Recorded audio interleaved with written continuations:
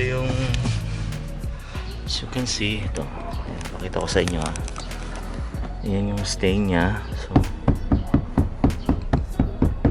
malikabok pati. Wow. Yeah, medyo ano siya. Years of use talagang ganyan mangyayari. Tatanggalin muna natin yung seat cover, then check natin ulit yung upuan, yung tsura habang wala yung seat cover. Then doon natin malalaman kung paano siya kadumi, anong treatment lang kailangan natin gawin. Okay, tayong box, lagay lahat ng gamit.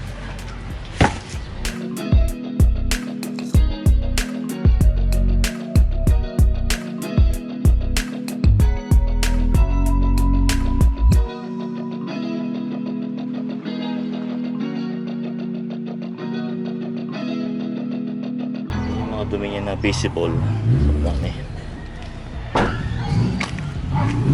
sa loob. Ito yung original na looks ng upuan.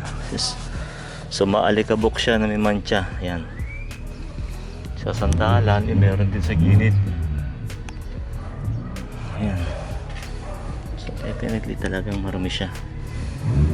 Hindi pala makakuha ng tago. Ito may mancha pa sa ano, kasi kitang kita ng camera.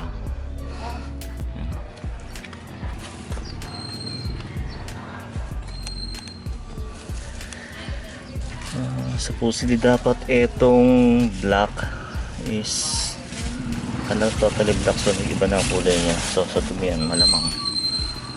Okay, ayan. Ayan, see. Okay, yung ating nilingkyan ay hood.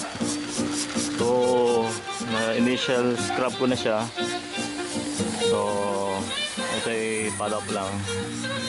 Gumagamit tayo ng all-purpose cleaner na Max. Actually multi-purpose cleaner siya.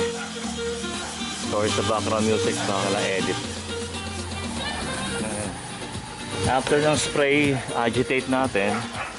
See, using our brush.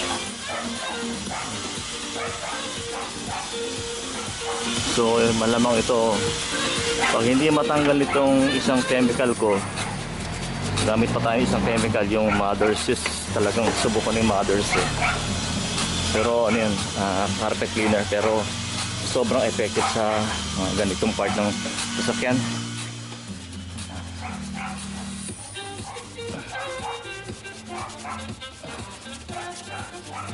After ng agitation,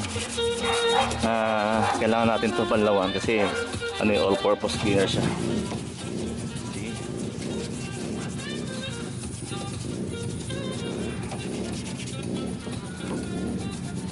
Sobrang dumi. Palalabasin natin yung labas, yung talagang original na look niya. Yan ang ating goal.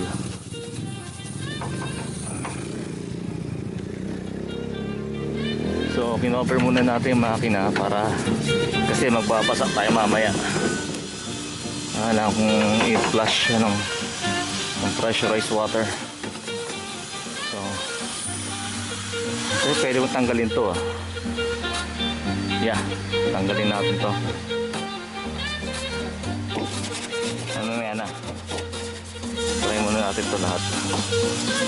Okay, so okay na, flush natin. Okay, so far ito na nalinis natin. Hindi siya 100% na malinis dahil talagang nanikit na yung dumi. Ayan. Hyper dressing na lang tayo or trim, yung pang pakintab na makina or sa iba armor all gano'n. Okay, so yan na may makina. So tinanggal ko rin to para malinis sa ating loob. Ito talagang black siya talaga, pero basa pa siya, so may tutuin natin mamaya yan. Okay, done tayo sa makina. Yung radiator nilinis ko na rin. Yung fins ng radiator marumi talaga, so talagang tinira ko ng sprayer. Oo. Okay, wala ito. Meron na siyang ano, hyper dressing na restore ng itim. Okay. Hindi natin masabing 100% clean, pero at least compared mo kanina. Okay. Ito tinanggal natin, tapos ngayon binalik natin. So nung tinanggal natin to, na-access natin yung radiator nya. Hindi ko alam kung dapat ba talagang meron tong coolant. Reserve ba to o no? Walang laman eh. Kaya ito, tanong ko na lang sa may-ari. Okay. That's it. Sa makina, mamaya naman ulit. Okay, linis na tayo, linis.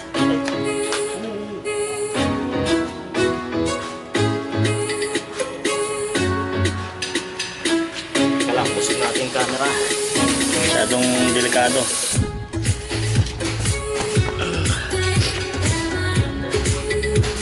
Okay. As you can see, tinanggal natin plate number para walang identification. Confidentiality online.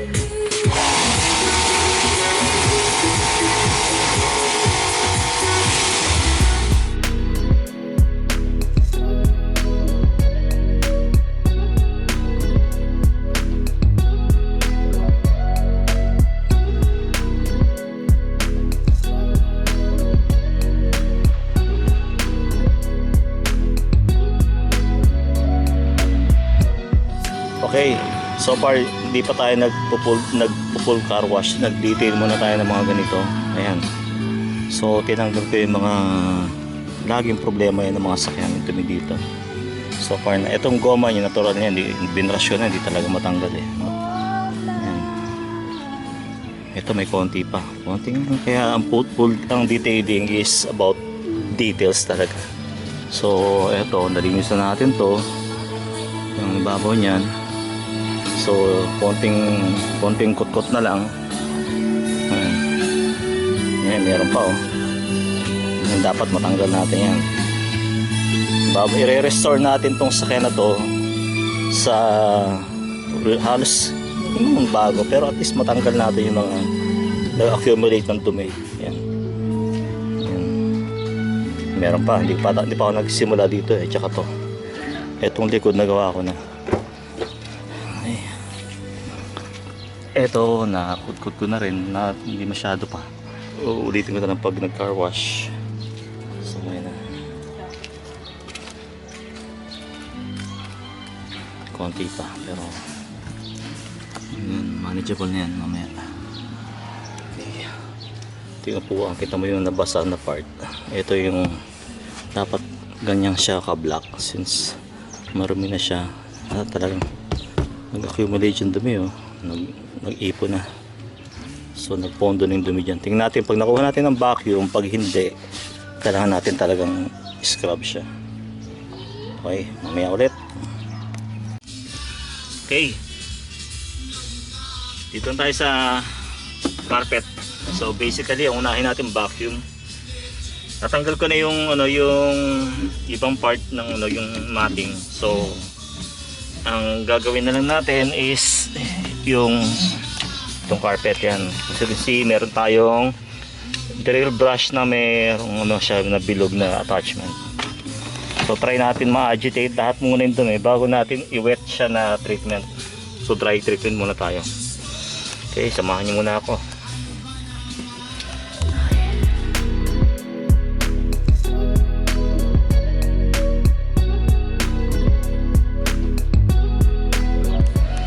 Okay, basically ang ginawa natin is minimize natin yung pagbabasa ng upuan. So ang ginawa natin is vacuum tsaka dry agitation. So gamit tayo ng brush para matanggal yung alikabok na namuo. Yung gagamit tayo ng chemical sa solution para basain to kung talagang hindi na natin kaya tanggalin yung dumi niya. So ganoon, minimal yung ating pagbasa ng upuan as much as possible. Pero pag may amoy talaga, kailangan natin tirahin ng solution na yan. Pero tingin ko wala naman eh. Anyway, sige, tuloy natin.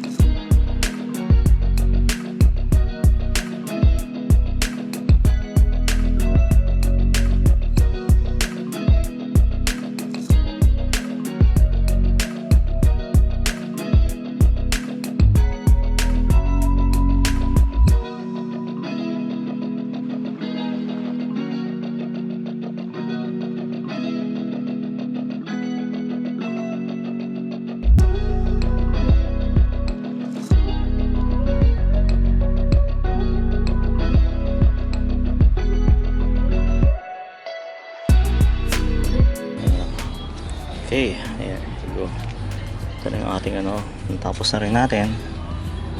Okay, mayroon na siyang armor all, including yung dashboard. Manibela, finish ko pa ng isa pang ano, yung pang leather na chemical. Mukha siyang leather pero parang rubber, pero hindi, pwede rin yung kasi madilim. Teka lang ha, wait.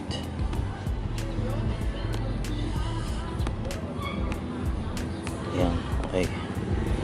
Yan. So ito na yung ating puan, brush and shampoo na yan.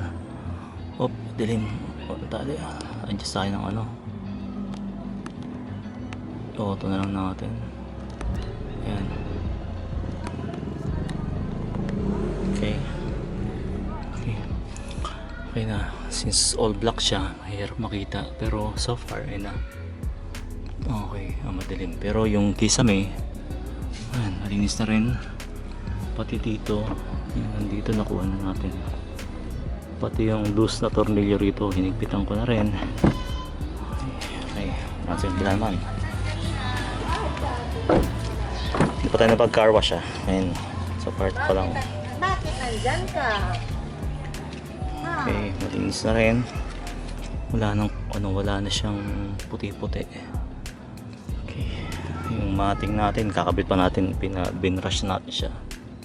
Madilim, medyo madilim.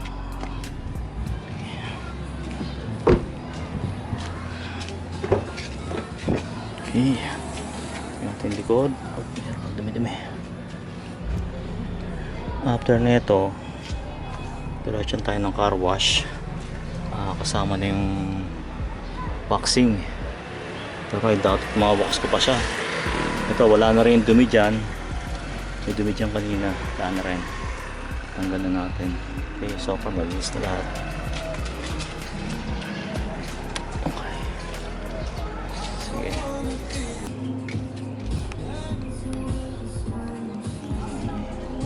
Malinis na rin. Meron ako na-miss. Malinis yung college dyan. Meron. Pati seatbelt, nalinis ko na rin nalagyan ko na rin siya ng solution para matanggal yung ano niya. So okay, makintab na siya. Hindi naman siya hard, makintab pero at least nawala na yung parang namumuting side niya. Eto kanina binuksan ko na to. Sorry, wait yan. Binuksan ko na tong air filter since masyado siyang marumi. Nilinis ko na rin siya. Yan. Kinamay ko na yan. Mabait ako mag-package. Ay, dami niyan. Nilinis ko na rin kanina. Sarapan natin. Wait. Okay. Okay. Ito yung ating stereo. Malinis na rin.